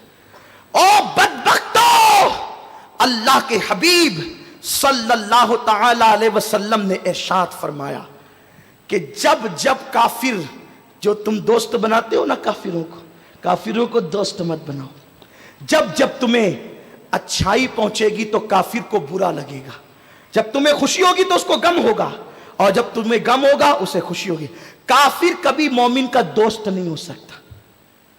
اللہ پاک قرآن میں فرماتا ہے وَلَن تَرْضَىٰ عَنْكَ الْيَهُودَ وَلَا النَّصَارَىٰ حَتَّىٰ تَتَّبِعَ مِلَّتَهُمْ۔ یہودی اور نصرانی تم سے کبھی یہ کفر کی دنیا خوش نہیں ہو سکتی جب تک کہ تم خود ان کا مذہب اختیار نہ کر لو۔ تم ان سے دوستی کر کے یہ سوچتے ہو ہم روشن خیال ہیں، یہ خیالات کی تاریکی ہے، تاریکی۔ اللہ رب العزت نے کافروں کی محبت اور مودت سے منع فرمایا۔ ضرورت کے مطابق جیسے کام کے لیے کسی سے سامنا پڑتا ہے بس اتنا، ان کو دوست مت بناؤ۔ دوست تو کہتے ہیں جس سے محبت کی جائے، جس سے پیار کیا جائے، اور جب دوستی ہوتی ہے تو پھر ان کے تہواروں میں بھی جاتے ہو۔ مشرکین کے تہواروں میں مسلم نوجوان جاتے ہیں اور اپنے ہاتھوں کے اندر گنڈے بندواتے ہیں، میں اس کا نام نہیں لوں گا، آپ کو پتا ہے۔ دوست کی بہن بھی دوست بہن ہو گئی اور اس کے ہاتھوں سے راکھیاں بندوائی جاتی ہے۔ یہ کفر ہے، اس لیے کہ یہ شعار کفر ہے، اس لیے فقہاء نے فرمایا کفر ہے۔ حضرت مجدد الفسانی شیخ احمد سرہندی رحمت اللہ علیہ فرماتے ہیں جو مشرکین کے تہوار میں جائز سمجھ کر شرکت کرے یہ بھی کفر ہے۔ امام اہل سنت اعلی حضرت نے یہاں تک لکھا کہ جن دنوں مشرکین تہوار کے موقع پہ مٹھائی خریدتے ہیں، ان کی مشابہت اختیار کرنے کے لیے اس تہوار کے موقع پہ جو مٹھائی خریدے گا یہ بھی کفر ہے۔ ایمان اور کفر میں اتنا باریک اور کمزور رشتہ ہے، جیسے آٹے سے بال نکل جاتا ہے خبر نہیں ہوتی، ویسے دلوں سے ایمان نکل جاتا ہے۔ مشرکین کے تہوار کے موقع پر ان سے مشابہت اختیار کرتے ہوئے مٹھائی خریدنا کفر ہے۔ تو یہ جو ناچ رہے ہو یہ کیا ہے؟ یہ جو میوزک بجا رہے ہو یہ کیا ہے؟ یہ جو شراب کی محفلیں سجا رہے ہو یہ کیا ہے؟ یہ جو پٹاخے پھوڑ رہے ہو یہ کیا ہے؟ ارے جو مذہب مصطفیٰ جان رحمت کی میلاد کے موقع پر پٹاخے پھوڑنے کی اجازت نہیں دیتا، وہ 31 نائٹ کو پٹاخے پھوڑنے کی اجازت کیسے دے سکتا ہے؟ جو مذہب مصطفیٰ جان رحمت کی ولادت کی خوشی کے موقع پر، حضور کی ولادت کا ذکر اس لیے کر رہا ہوں کہ مسلمانوں کا سب سے بڑا تہوار، عید سے بھی بڑا، بقرعید سے بھی بڑا، لیلۃ القدر سے بھی بڑا اگر کوئی تہوار ہے تو میلاد مصطفیٰ ہے، کیونکہ یہ میلاد النبی کی شب 1000 شبائے قدر سے افضل ہے، ایک نہیں 1000 شبائے قدر سے افضل ہے۔ اور اس کو صرف سنی علماء نے نہیں بلکہ مولوی اشرف علی تھانوی نے بھی لکھا کہ شب میلاد 1000 شبائے قدر سے افضل ہے، بلکہ وہ تو یہ بھی کہتے ہیں کہ شب جمعہ بھی شب قدر سے افضل ہے۔ مولوی اشرف علی تھانوی صاحب اعلیٰ حضرت نے بھی اس کو لکھا کہ شب جمعہ شب قدر سے افضل ہے۔ امام احمد ابن حنبل کے حوالے سے مدارج النبوہ میں شیخ عبدالحق نے بھی لکھا کہ شب جمعہ کیوں؟ اور میرے امام نے تو لکھنے کا حق ادا کیا، فرماتے شب جمعہ شب قدر سے افضل اس لیے ہے کہ شب جمعہ ہی میں نور محمدی عبداللہ کی پیشانی سے رضی اللہ تعالیٰ عنہ سلام اللہ علیہ، ان کی پیشانی سے نور نکل کر سیدہ آمنہ سلام اللہ علیہ کے پیٹ میں آیا۔ تب اعلیٰ حضرت کا قلم بھی تو قلم ہے نا، اعلیٰ حضرت فرماتے ہیں اس شب جو نعمت مسلمانوں کو ملی اب قیامت تک یہ نعمت کب مل سکتی ہے؟ نور مصطفیٰ کا منتقل ہونا. تو نور شکم آمنہ میں آیا، وہ رات شب قدر سے افضل ہو گئی. اور جس دن وہ نور زمین پہ قدم رنجا ہوا، وہ دن ساری عیدوں سے بڑھ کر عیدوں کی عید ہو گیا. لوگ کہتے ہیں قرآن کے اندر عید میلاد کا ذکر کہاں ہے؟ میں نے کہا پڑھ سورہ والضحیٰ. اللہ فرماتا ہے والضحیٰ واللیل اذا سجا. اٹھا کر دیکھ تفسیر عزیزی، اسماعیل دہلوی کا چچا لکھ رہا ہے جو ہمارا آقا ہے. شاہ عبدالعزیز لکھتے ہیں کیونکہ امام اہل سنت نے لکھا کہ قرآن کی ایک آیت کی 70,000 تفسیر ہے. تو والضحیٰ واللیل اذا سجا کا مطلب شاہ عبدالعزیز یوں کہتے ہیں، والضحیٰ کا مطلب یہ ہے حبیب جس صبح کو تو پیدا ہوا تیرے میلاد کی صبح کی قسم، اور جب تو معراج پر گیا تو تیرے جانے کی قسم. گویا کہ والضحیٰ واللیل بتا رہی ہے کہ تو آیا تو اس کی بھی قسم، تو گیا تو اس کی بھی قسم. نعرہ تکبیر، نعرہ رسالت، مسلک اعلی حضرت. لوگ کہتے ہیں میلاد قرآن میں کہہ رہے جس کی قرآن میں اللہ قسم یاد کرے وہ میلاد کا دن ہے. عید الفطر کی قسم یاد نہیں کی، عید میلاد کی قسم قرآن میں اللہ یاد کر رہا ہے. اور اس کی تفسیر اعلیٰ حضرت نے یہ نہیں لکھی، شاہ عبدالعزیز نے لکھی. جس گھر سے وابیت کا چوہا نکلا اسی گھر سے ایمان کا نور بھی اس طرح پھوٹ رہا ہے کہ اللہ کے حبیب علیہ السلام کی عظمت کے ڈنکے وہ خاندان کے لوگ بجاتے ہوئے نظر آ رہے ہیں. تو عرض یہ کر رہا تھا، میلاد کا ذکر اس لیے کر رہا ہوں کہ یہ عیدوں کی عید ہے، یہ عیدوں کی. بلکہ آپ کو کہوں لوگ 31 کو آمد عیسیٰ مناتے ہیں. اگر جناب عیسیٰ کی آمد ہو انشاءاللہ تو لوگ دیکھیں گے وہ بھی وہ دن منائیں گے جو دن ہم سنی میلاد کا مناتے ہیں، کیونکہ وہ دن بھی عیسیٰ کی عید کا دن ہے، موسیٰ کی عید کا دن ہے. یہاں ایک بات بھی عرض کروں، میں اپنی گفتگو کو آگے بڑھاؤں گا اور شارٹ کر کے ختم بھی کروں گا، لیکن بات آگے کیونکہ میلاد کا مہینہ گیا اور میرے آقا سرکار قادریت غوث العظم کا مہینہ آیا، تو بتانا چاہتا ہوں آپ کو میلاد پہ بہتوں کو بخار آتا ہے، بہت سی مینٹیوں کو زکام ہوتا ہے کہ یہ میلاد کہاں سے لائے ہو کہاں سے لائے ہو. ہم کہتے ہیں سن، 1.25 لاکھ انبیاء کبھی ایک عید پر متفق نہیں ہوئے، 1.25 لاکھ انبیاء کبھی ایک عید پر متفق نہیں ہوئے. عیسیٰ کی عید نزول دسترخوان، موسیٰ کی عید فرعونیوں سے نجات، یوسف کی عید قید خانے سے نکلنا اور مصر کے تخت پر بیٹھنا، یونس کی عید مچھلی کے پیٹ سے نکلنا، علیہ الصلوۃ والسلام. سب کی عیدیں الگ الگ تھی، لیکن اگر سارے انبیاء کسی عید پر جمع ہوتے ہیں تو وہ عید میلاد النبی ہے. بڑی ذمہ داری سے عرض کروں کیونکہ یہ ان کی بھی عید ہے. ان کی عید کیسے ہے؟ عید کہتے ہیں خوشی کے دن کو، اور وہ خوشی کا دن جو لوٹ کر آئے. جو خوشی کا دن، شادی عید نہیں ہو سکتی کیونکہ وہ کبھی خوشی کا دن لوٹ کر نہیں آتا. ایک بار دولہا بنا پھر دوبارہ نہیں بن سکتا، ہے نا؟ یہی ہوتا ہے. اور دوبارہ بنا تو وہ خوشی نہیں ہوتی، پھر بڑے ہنگامے بھی ہوتے ہیں، ہے نا یہی بات؟ تو اس لیے شادی کو عید نہیں کہتے، اس کو شادی کو شادی کہتے ہیں، ہے یہی بات. اسی طرح بیماری سے شفا مل جائے وہ عید نہیں ہوتی، خوشی کا دن ہو سکتا ہے. کیوں؟ وہ لوٹ کر نہیں آتا. پھر یہی تو ہے. پر جس دن شفا ملی اس دن کو ہم بھول بھی جاتے ہیں. جس دن بچہ پیدا ہوا ہمارا، وہ دن خوشی کا دن ہوتا ہے، عید کا نہیں ہوتا، کیونکہ وہ لوٹ کر نہیں آتا. عید اس خوشی کو کہتے ہیں جو لوٹ لوٹ کر آئے، بار بار آئے اور اس کا جشن کیا جائے. تو عید میلاد النبی بار بار لوٹ کر آتی ہے نا، اور ہم ان کو جشن کے طور پہ مناتے ہیں. صحابہ نے بھی منائی.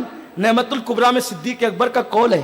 صدیق اکبر کہتے ہیں جس نے میلاد پر 1 روپیہ خرچ کیا وہ ابو بکر کے ساتھ جنت میں جائے گا. لیکن میں اس پر کوئی تفسیرہ بھی نہیں کرتا، صرف اتنا بتانا چاہتا ہوں انبیاء کی بھی عید ہے، عید میلاد. یہی بات کر رہا تھا، آگے بڑھوں گا انشاءاللہ. یہ کیوں عید ہے اس کو ایک چھوٹی سی مثال کے ذریعے سمجھے. 1.25 لاکھ انبیاء ایک عید پر کبھی جمع نہیں ہوئے کم و بیش، عید میلاد پر سب جمع ہے. کیوں جمع ہے؟ اس لیے کہ یہ ان کے عید کا دن ہے، ان کے لیے خوشی کا دن. خوشی کا دن کیوں ہے؟ اس لیے کہ ایک چھوٹی سی مثال، یہ ہمارے احباب بیٹھے ہوئے ہیں، لوگ جو ہے رمضان شریف میں 29 روزے بڑے شوق سے رکھتے ہیں. 30واں روزہ لوگوں پہ بڑا بھاری پڑتا ہے. کیا ہوا؟ 29 روزے رکھے، 30ویں روزے کے حوالے سے بڑے ہنگامے ہونے لگے، رکھیں کہ نہیں رکھیں. ایسے میں یہ یہاں پر علامہ مفتی طاہر صاحب ہیں، ذمہ دار اور بھی علماء ہوں گے، جو چاند کے معاملے میں جو ہے وہ فیصلے کرتے ہوں گے. ہمارے وقار بھائی آئے. وقار بھائی نے کہا مفتی صاحب عید کی تیاری نہیں کرنا ہے, کل عید نہیں پڑھانا آپ نے. کہا پڑھانا تو ہے لیکن کل نہیں, کیونکہ چاند ہوگا تو عید ہوگی نا. وقار بھائی نے کہا نہیں چاند ہو گیا. کہا کیا, کیسے چاند ہو گیا؟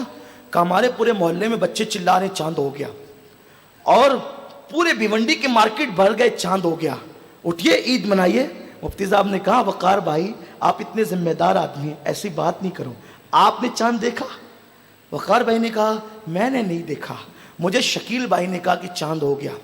مفتی صاحب نے کہا بیٹھو وقار بھائی, شکیل بھائی کو بلاؤ. شکیل بھائی آئے. ارے کیوں اس طرح بیٹھے ہو مایوس مایوس, کل عید ہے, اٹھو جشن کرو, مسجد کا لائٹ جلا دو اور اعلان کر دو کہ کل عید ہے. شکیل بھائی چاند ہوگا تو اعلان ہوگا نا. ارے ہو گیا چاند. کیسے ہو گیا؟ وہ بچے چلا رہے ہیں, سب طرف جشن کا سما ہے. ایسے چاند نہیں ہوتا, کروڑوں جشن ہو جائے تو. تم نے چاند دیکھا؟ وقار بھائی کہتے ہیں آپ نے. ہاں میں نے وقار بھائی کو تو کہا لیکن میں نے چاند نہیں دیکھا. چاند جو ہے نا وہ ہمارے افتخار بھائی نے دیکھا ہے, کیونکہ انہوں نے مجھے بتایا. بولا افتخار کو. افتخار بھائی آئے, آ کر کے وہ بھی تھپی میں جمع ہو گئے کہ, اور وہ بھی کہتے ہیں کہ نہیں پورا محلہ چیخ رہے گئے بھی نگر میں دھوم مچی ہے چاند کی, تو نے دیکھا گا؟ نہیں میں نے نہیں دیکھا. ایسے میں ہمارے ذمہ دار ساتھی روہیب رضا صاحب آئے. افتخار بھائی نے کہا کہ روہیب بھائی نے مجھے بتایا کہ چاند ہوا ہے. کہا فون کرو روہیب بھائی کو بلاؤ. روہیب رضا صاحب آئے. ارے بھائی کیا بیٹھے ہو, بچوں کے لیے ٹیلر کے یہاں سے کپڑے نہیں لانا ہے, اتنی فرصت میں بیٹھے ہو, کیا ہو گیا تمہیں؟ کل عید نہیں کرنی ہے, دیکھو رات گزرتی جا رہی ہے, کیوں ایسے بیٹھ کے بیٹھے ہو مایوس مایوس؟ اٹھو چاند ہو گیا. اور روہیب بھائی ایسے چاند تھوڑی ہوتا ہے, آپ نے چاند دیکھا؟ روہیب بھائی نے کہا ہاں میں نے چاند دیکھا. تو یہ جو 3 4 5 جو تھپی میں جمع تھے نا, جو بڑھتے جا رہے تھے, گردن جھکتی جا رہی تھی. یا اللہ, وقار بھائی سوچے تھے اللہ جو چاند دیکھا اس کو بھیج دے, ورنہ مفتی صاحب کے سامنے ساری زندگی نظر نہیں ملا سکوں گا, پوری زندگی بھیونڈی میں گلی میں چلنے کے قابل نہیں رہوں گا. لوگ کہیں گے جھوٹے ہیں مبلغ لوگ, جھوٹے جھوٹی چاند کی گواہی دیتے ہیں. شکیل بھائی سوچ رہے یا اللہ میں نے کیوں کہہ دیا تھا جو ہے وہ افتخار کو. افتخار بھائی بھی یہاں جمع ہو گئے. ایسے میں جب روہیب بھائی آئے نا, روہیب بھائی نے کہا میں نے الحمدللہ چاند دیکھا ہے, ہمارے محلے میں عام رویت ہوئی نظام پورا میں. تو اب مفتی صاحب نے کہا عید ہو گئی, چاند ہو گیا.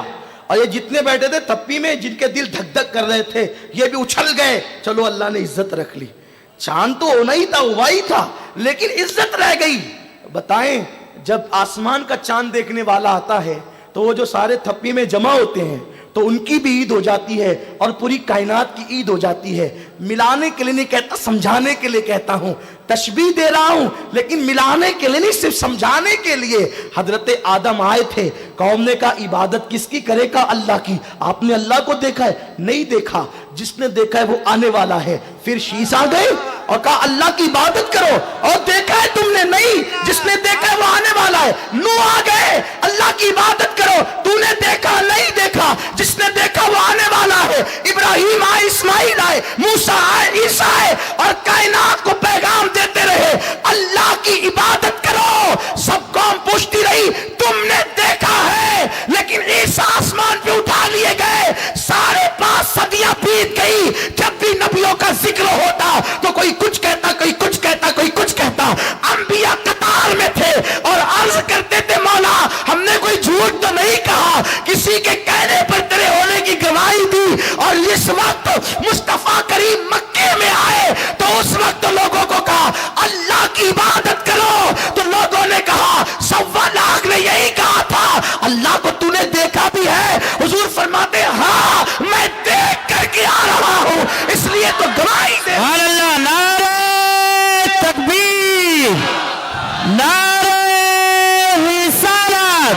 ارے آسمان کا چاند دیکھنے والا آتا ہے تو کونین کی عید ہو جاتی ہے. جو خدا کو دیکھ کر کے آئے پھر اس دن کونین کی عید کیوں نہیں ہو سکتی؟ اسی لیے تو مفتی احمد یار خنیمی کہتے ہیں دلوں کے گلشن مہک رہے ہیں, یہ کیف کیوں آ جا رہے ہیں؟ کچھ ایسا محسوس ہو رہا ہے حضور تشریف لا رہے ہیں. نثار تیری چہل پہل پر ہزاروں عید ربیع الاول سوائے ابلیس کے جہاں میں سبھی تو خوشیاں منا رہے ہیں. تو میلاد النبی پر اتنی بڑی خوشی پر جب ہم شراب نہیں پیتے تو 31 پہ شراب کیوں؟ ہمارا مذہب ہمیں میلاد مصطفیٰ پہ شراب پینے کی، کتنی خوشی کا دن ہے ہمارے یہاں، خوشی اور غم کا کی ایک حد ہے. والحافظون لحدود اللہ، اللہ کی حدوں کی حفاظت کرو. وبشر المومنین کرو گے تو اللہ تمہیں بشارت دیتا ہے. میرے آقا علیہ السلام کے دیوانوں، تو جاتے جاتے ایک بات بس آپ کو عرض کروں، شراب سے بچو. شراب تباہی کے دہانے پر لے جائے گی. اور زندگی میں اگر کوئی شباب کی طرف آپ کو دعوت دے، کالج اور یونیورسٹیوں میں لڑکے اور لڑکیاں چھوڑی جا رہی ہے تاکہ وہ تمہیں پڑھنے والے بچوں کو شراب کا عادی بنا دے، نشے کا، اور لڑکیاں اپنے دام تزویر میں، اپنے دام فریب میں گرفتار کر کے تمہارے ذہن کو پڑھائی سے ہٹا سکے.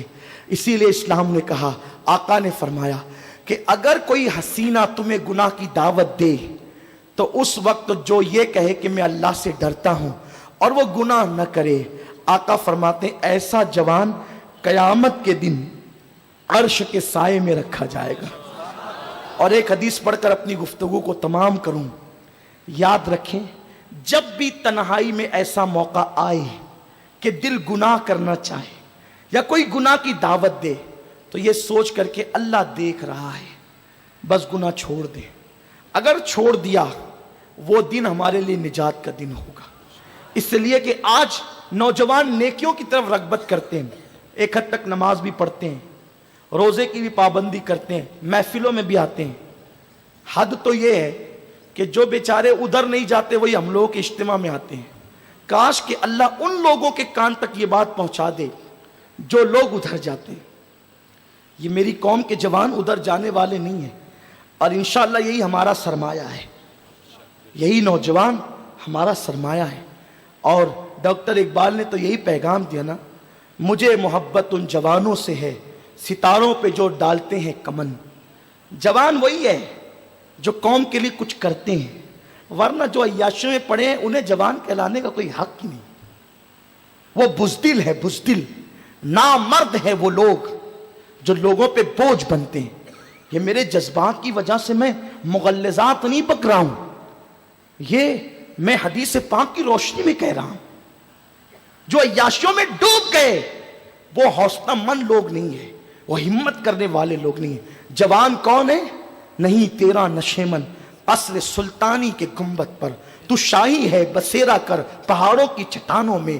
عقابی روح جب بیدار ہوتی ہے جوانوں میں، نظر آتی ہے ان کو اپنی منزل آسمانوں میں. ڈاکٹر اقبال کہتے ہیں مسلم نوجوان شاہین کی طرح ہے، جس کو آپ ایگل کہتے ہیں. اس کی خصوصیت کیا ہے؟ یہ کبھی کسی کا مارا ہوا شکار نہیں کھاتا، اتنا باغیرت ہوتا ہے یہ شاہین. ڈاکٹر اقبال کی شاعری کا مرکز ہے یہ، جو انہوں نے جوانوں کو مثل شاہین قرار دیا ہے، ایگل. ڈاکٹر صاحب کہتے ہیں کہ وہ کسی کا مارا ہوا شکار نہیں کھاتا، یعنی وہ کسی پر بوجھ نہیں بنتا، کسی پہ ڈیپینڈ نہیں کرتا. پتا چلا نوجوانوں کو حوصلہ شاہین کی طرح ہونا چاہیے. کیسے؟ کہ وہ کسی پہ ڈیپینڈ نہ کرے، خود اپنی دنیا بنائے، خود اپنا آشیانہ بنائے، خود اپنے لیے ترقی کی راہیں قائم کرے. اور دوسری چیز شاہین کی یہ ہے کہ وہ بہت اونچا اڑتا ہے، لیکن بہت اونچا اڑ کر بھی وہ زمین کے ذرے ذرے پر نظر رکھتا ہے، حالات پر اس کی نظر ہوتی ہے. تیسری بات یہ، وہ پوری زندگی کبھی گھونسلہ نہیں بناتا، بہت بہادری سے وہ زندگی گزارتا ہے، بغیر گھونسلے کو وہ زندگی گزارتا ہے. اس کے توکل کا عالم یہ ہے. اس کا مطلب یہ ہے کہ مسلم نوجوان یہ جو اڈے بنا رکھے ہیں نا، رات میں 2-3 بجے تک بیٹھ کر غیبت کے، چگلی کے، کیرم کے، تاش کے پتوں کے، کھیل کود کے، ان کو بند کرو. ہماری زندگی کا مقصد بڑا قیمتی ہے. اپنے لیے مت جیو، اپنی قوم کے لیے جیو. جو لوگ قوم کے لیے جیتے ہیں ان کی قوم، ان کا نام تاریخ میں سنہری حرفوں سے لکھتی ہے. صلاح الدین ایوبی کون تھا؟ ایک جوان ہی تو تھا. یہ حضور غوث پاک کے مریدوں میں ہے. غوث پاک کے کتنے مریدوں کا نام ساری دنیا بھول چکی ہے، لیکن صلاح الدین ایوبی کا نام لوگ یاد کرتے ہیں، اور اس اعتبار سے یاد کرتے ہیں کہ اس شخص نے بیت المقدس پر اسلام کا پرچم لہرایا. طارق بن زیاد کا نام اس لیے لوگوں کو یاد ہے، ورنہ طارق کا خاندان کون ہے؟ طارق کا خاندان بربر قوم ہے جس کے ظلم کی پرانی داستانیں تاریخ میں موجود ہیں.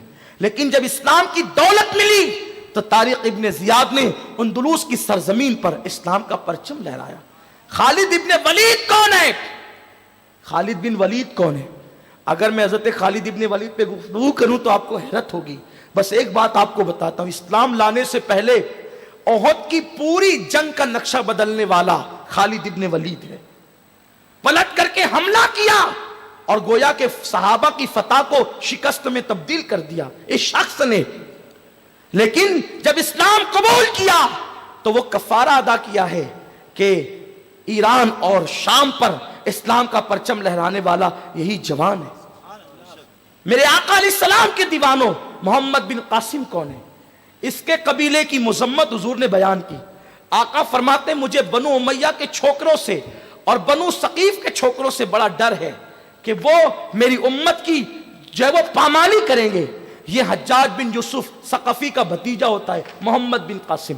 ایک شجرہ نسب تو اس کا یہ ہے جو بہت زیادہ تاریخ میں ہے. لیکن اگر یہ مان لیا جائے تو بھی ایسے خاندان کا لڑکا سندھ پر اسلام کا پرچم لہراتا ہے.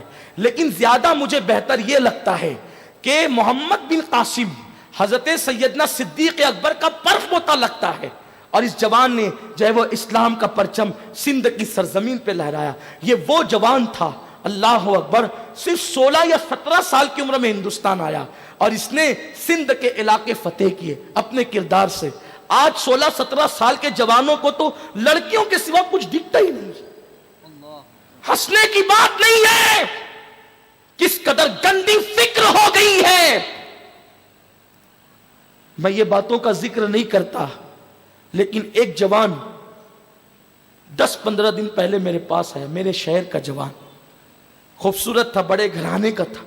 اس نے کہا کہ سید صاحب بے چین رہتا ہوں، تکلیف رہتی ہے، کوئی تعویذ دے دیں. میں نے کہا یار میں تعویذ وغیرہ تو نہیں دیتا، لیکن چلو آئے ہو تو ایک میرے خاندانی بزرگوں کا عمل ہے وہ لکھ کر دے دیتا. میں نے اس سے کہا لیکن یہ تعویذ اسی وقت اثر کرے گا جب نماز پڑھوں. اس نے کہا کہ پڑھوں گا. میں نے کہا گناہ چھوڑو گے تو اثر کرے گا. اس نے کہا ٹھیک ہے توبہ کرتا ہوں. اس کو کہنا نہیں چاہیے تھا، اس نے سادگی میں کہہ دیا کہ اب تک 2 بار زنا کر چکا ہوں اور اس کی عمر 18 سال سے زیادہ نہیں ہوگی. سوچے یہ صورتحال ہے. ہمارے جوانوں کو اس قدر، اور ماں باپ اپنی فکر میں، ماں باپ سمجھتے ہیں ہم کبھی بوڑھے ہی نہیں ہوئے ہوں گے، ہمیشہ جوان رہیں گے، تو ان کو اپنے بچے بچے نظر آتے ہیں اور وہ اپنی مستی میں مست ہوتے ہیں اور جلدی سے بچوں کی شادی بھی نہیں کرتے. جبکہ اللہ کے حبیب صلی اللہ علیہ وسلم نے فرمایا 3 چیزوں میں دیر نہ کرو. نماز کا وقت ہو جائے جلدی سے نماز پڑھو، جنازہ تیار ہو تدفین میں تاخیر مت کرو، بیٹا بیٹی بالغ ہو جائے تو ان کے نکاح کر دو. ابھی کہتے ہیں ہمارا بیٹا پیر پہ کھڑا ہوگا اور وہ یہ بنے گا وہ بنے گا. سب اپنی جگہ ہے، حالات تو دیکھو. 1450 سال پہلے آقا نے فرمایا بیٹا بیٹی کی شادی میں جلدی کرو، بالغ ہو جائے تو نکاح کر دو. اس کا مطلب یہ ہے کہ نکاح کے بعد بھی تو بیٹا پڑھائی کر سکتا ہے، اور لوگوں نے کیا ہے پڑھائی. بڑے بڑے بزرگوں کی تاریخ ہے. امام اعظم ابو حنیفہ نے اپنی تعلیم نکاح کے بعد مکمل کی ہے، پڑھائی آپ نے جو ہے وہ شادی کے بعد مکمل کی ہے. حضرت امام اعظم امام الائمہ سراج الامہ کاشف الغمہ، وہ امام اعظم جس نے کم و بیش 100 مرتبہ خواب میں اللہ کا دیدار کیا. امام اعظم ابو حنیفہ رحمت اللہ تعالی علیہ. اور زندگیاں اس طریقے سے تمام ہو گئی علم حاصل کرنے میں. ہمارے ایک مزاج بنائے کہ جب تک ڈگری نہیں ملیں گی شادی نہیں کریں گے. اور یہ بات بڑی معذرت کے ساتھ، ڈگری ملتے ملتے وہ کنوارے پن کی ڈگری کھو دیتے ہیں اور وہ سب کچھ کر لیتے ہیں جو شادی کے بعد لوگ کرتے ہیں. یہ ہنسنے کا موقع نہیں ہے، یہ بڑی تکلیف کی بات ہے. تو یاد رکھیے میرے آقا صلی اللہ علیہ وسلم کے دیوانوں، بس ایک بات جو حدیث اختتام پہ پڑھنا چاہتا ہوں وہ یہ ہے کہ اگر کوئی لڑکی، کوئی عورت، کوئی حسن ہمیں گناہ کی دعوت دے تو یہ سوچ کر کہ اللہ دیکھ رہا ہے. بس نیکیاں کرنے سے زیادہ اللہ کو گناہ سے بچنا پسند ہے. گناہوں سے ہم بچنے کی کوشش کریں، دعا کریں کہ اللہ ہمیں اپنے دامن کو گناہوں سے بچانے کی توفیق عطا فرمائے. حضرت عبداللہ ابن عمر چھوٹی عمر کے صحابی ہیں، فرماتے ہیں کہ اس حدیث کو حضور علیہ السلام سے میں نے کم و بیش 7 مرتبہ سنا. بچہ تھا اس کے بعد بھی اتنی کثرت سے حضور اس حدیث کو بیان کرتے تھے کہ میں نے 7 مرتبہ سنا. امام ابن الجوزی اس حدیث کو لکھتے ہیں کہ آقائے کریم نے فرمایا کہ کفل بنی اسرائیل میں ایک جوان تھا اور اس کو گناہ کی عادت تھی. آقائے کریم کا فرمان ہے، اس کو گناہ کی عادت تھی، مفہوم حدیث ہے، حدیث پاک کا مفہوم عرض کر رہا ہوں کہ وہ جوان گناہ کے مواقع ڈھونڈتا، ایک مرتبہ وہ نکلا گناہ کی غرض سے، تو کیا دیکھا کہ ایک لڑکی کچھ لوگوں سے قرضے مانگ رہی ہے، اپنی ضرورت کا سوال کر رہی ہے، اس کو 60 درہم کی ضرورت تھی، لیکن کسی نے اس کو کچھ نہیں دیا۔ جب اس کو کسی نے کچھ نہیں دیا تو کفل نے دیکھا کہ لڑکی کو کسی نے کچھ نہیں دیا اور یہ ضرورت مند ہے، پھر کیا ہوا؟ اس نے لڑکی سے پوچھا کیا ہوا؟ اس نے کہا مجھے 60 درہم کی ضرورت ہے۔ اس نے اس کی ضرورت سے بہت زیادہ اس کی جھولی میں ڈال دیا، اور جب جھولی میں ڈالا نا تو لڑکی نے تشکرانہ انداز سے اس کی طرف دیکھا۔ جیسے لڑکی نے تشکرانہ انداز سے اس کی طرف دیکھا، یہ سمجھ گیا کہ انسان احسان کا بندہ ہے، لڑکی بالکل ڈھیر ہو گئی ہے۔ تو اس وقت اس نے کیا کیا کہ لڑکی سے کہا تجھے کسی نے کچھ نہیں دیا اور میں نے تیری اتنی بڑی مدد کی، میں اس پر کچھ نہیں چاہتا، بس ایک بات چاہتا ہوں کہ تجھے اپنے گھر لے جا کر اپنا مہمان بنانا چاہتا ہوں، تھوڑی دیر بیٹھ کر مجھ سے کچھ باتیں کر تاکہ میں تجھ سے باتیں کر کے تجھے رخصت کر دوں۔ لڑکی چونکہ پیسے اس کو ملے تھے، انسان احسان کا بندہ ہوتا ہے۔ یہاں یہ بات میں اپنی قوم کے ہر مالدار سے، ہر باغیرت انسان سے کہوں گا کہ اگر قوم کی بچیاں یا بچے سوال لے کر کے آیا کریں تو ہم کوشش کریں کہ ان کے سوال کو پورا کر دیں، اس لیے کہ آج جو عیاشیاں اور فحاشی اور بدکاری پھیل رہی ہے اس میں غربت کا بھی بڑا دخل ہے۔ قوم کی بچیاں لٹتی ہے، پٹتی ہے، اور پھر ایک وقت تو وہ آتا ہے کہ معاذ اللہ وہ گناہوں کی راہ پر چلی جاتی ہے۔ نوجوان لڑکوں کا بھی یہ حال ہوتا جا رہا ہے۔ اس لیے صدقہ دینے سے افضل ہے کہ ہم کسی کو قرضہ دیں۔ امام اہل سنت نے حدیث لکھی ہے کہ اگر آپ کسی کو قرضہ دیتے ہیں تو یہ صدقہ دینے سے افضل ہے، کیونکہ صدقہ مانگنے والے بھکاری روز مانگتے ہیں، قرضہ انسان اس وقت مانگتا ہے جب اس کو ضرورت ہوتی ہے۔ اور جس نے کسی کو قرضہ دیا تو جب تک کہ وہ قرضہ واپس نہیں دے گا، ہر دن اتنی رقم اللہ آپ کو صدقہ کرنے کا ثواب عطا فرمائے۔ یعنی 500 کسی کو قرضہ دیا تو اب جب تک وہ 500 واپس نہیں آتے، روزانہ 500 صدقہ دینے کا ثواب آپ کے نامہ اعمال میں لکھا جا رہا ہے۔ میرے آقا علیہ السلام کے دیوانوں، لیکن اب یہ فکر چلی گئی، یہ سوچ چلی گئی، اب لوگ جو ہے خود غرض بن گئے، ہو کر بھی نہیں دیتے۔ لوگوں دے کر تو دیکھو اللہ کیسا کریم ہے۔ بہرحال کفل نے اس کے جھولی میں پیسے ڈالے، لڑکی اس کے ساتھ جانے کے لیے تیار ہو گئی۔ جب لڑکی اس کے ساتھ جانے کے لیے تیار ہو گئی تو یہ گئے، گھر میں داخل ہوا، سارے کھڑکی دروازے بند کر دیے، اور بند کرنے کے بعد لڑکی کے پاس بیٹھا اور کھسکنے لگا۔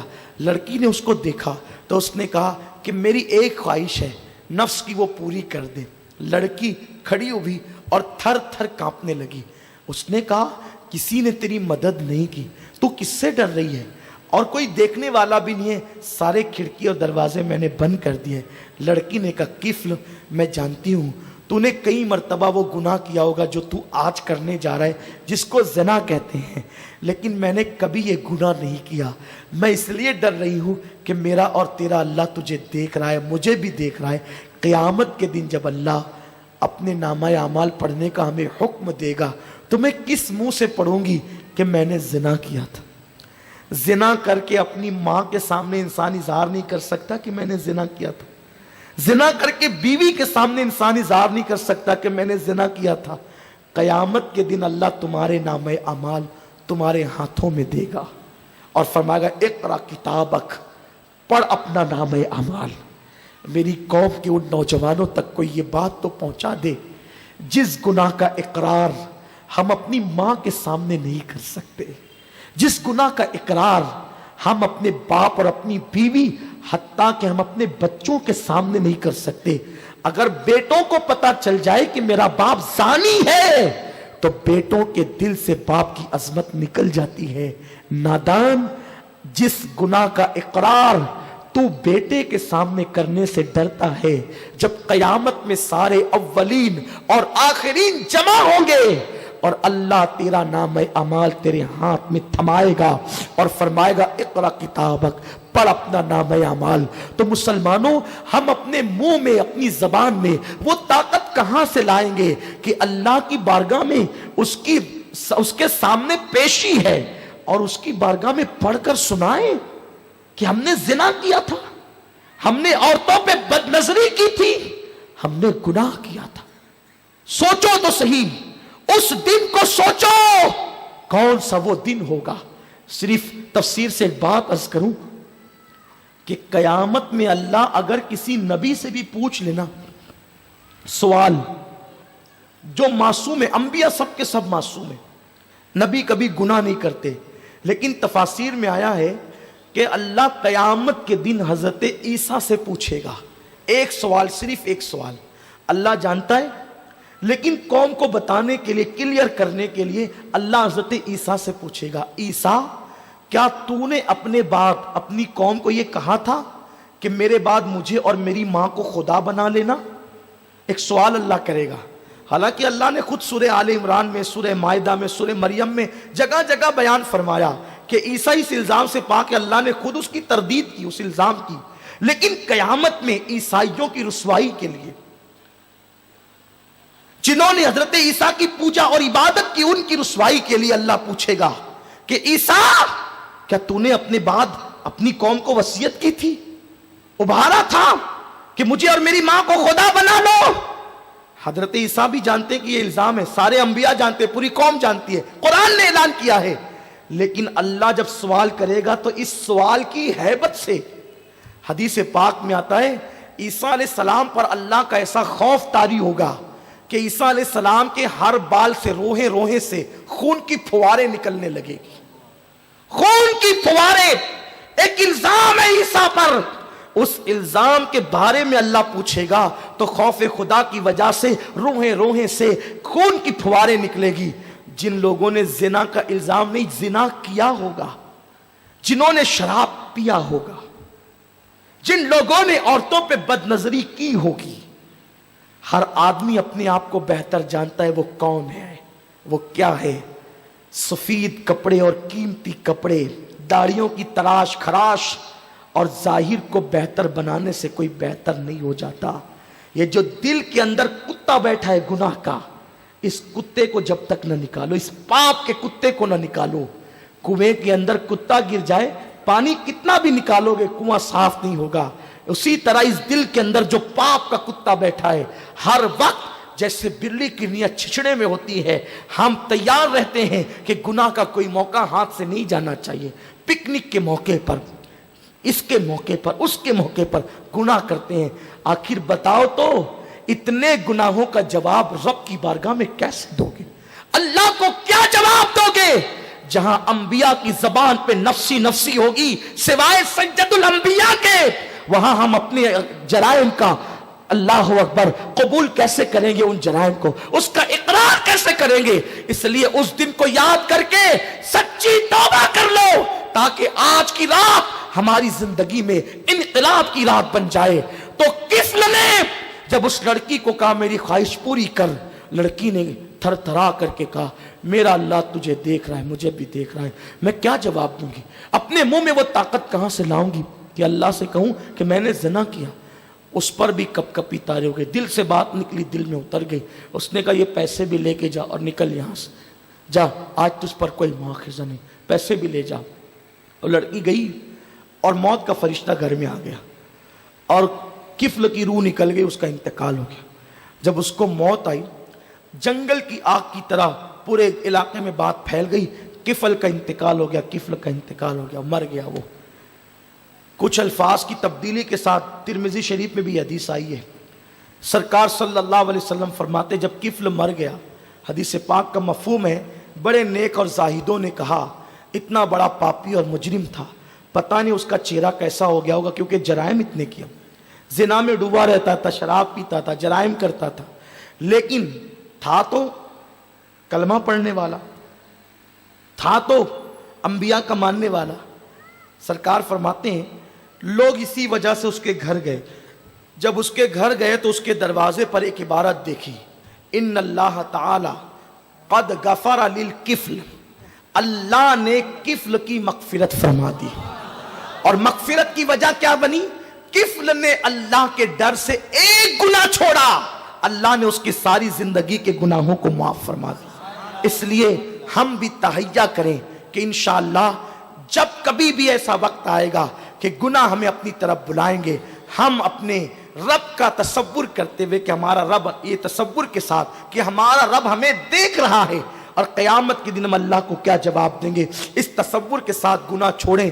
اور الحمدللہ عالمی تحریک سنی دعوت اسلامی اسی مشن کو لے کر کے چلی ہے. اس تحریک کا مقصد ہے نوجوانوں کو دین کے قریب کرنا، نالین رسالت کے قریب کرنا، گنبد خضرا کے قریب کرنا. آؤ اپنی زندگی کا صحیح استعمال کرنا ہے، سنی دعوت اسلامی سے جڑ جائیں اور خود نیک بن کر دوسروں کو نیک بنانے کی کوشش کریں. دوران گفتگو کوئی غلطی ہو گئی تو اللہ تعالی معاف فرمائے. استغفر اللہ ربی من کل ذنب واتوب الیہ وما علینا الا البلاغ. السلام علیکم.